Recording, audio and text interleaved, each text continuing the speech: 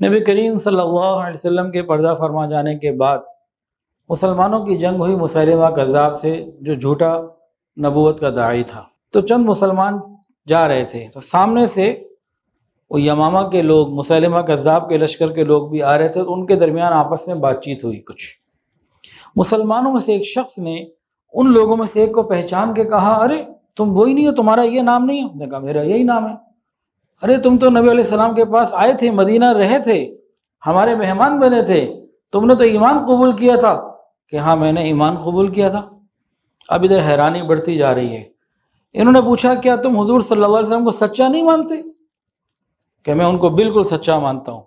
تو مسیلمہ کذاب کو جھوٹا نہیں مانتے جس کے ساتھ تم آئے کھڑے ہو؟ کہ جی میں اس کو 100% جھوٹا مانتا ہوں کہ جھوٹا نبی ہے۔ تو پھر کیا مطلب؟ تم حضور کو ٹھیک مانتے ہو، جس کے ساتھ کھڑے ہو اسے جھوٹا نبی مانتے ہو، پھر اس کے ساتھ کھڑے ہو حضور کے خلاف کھڑے ہو، یہ کیا ہے؟ تو اس نے پتہ ہے کیا جواب دیا؟ جہالت اور عصبیت اور قوم پرستی میں ڈوبا ہوا جواب دیا۔ کہنے لگا کہ مجھے اپنے قبیلے کا جھوٹا دوسرے قبیلے کے سچے یعنی حضور صلی اللہ علیہ وسلم سے زیادہ محبوب۔ اس نے تو قبیلہ بولا نا، تو ہم اس کو آج کل کے سیاسی حالات میں پارٹی بھی کہہ سکتے ہیں کہ ہمیں اپنی پارٹی کا جھوٹا دوسرے پارٹی کی، ہمیں اپنی پارٹی کا جھوٹا دوسری پارٹی کے سچے سے زیادہ محبوب ہے۔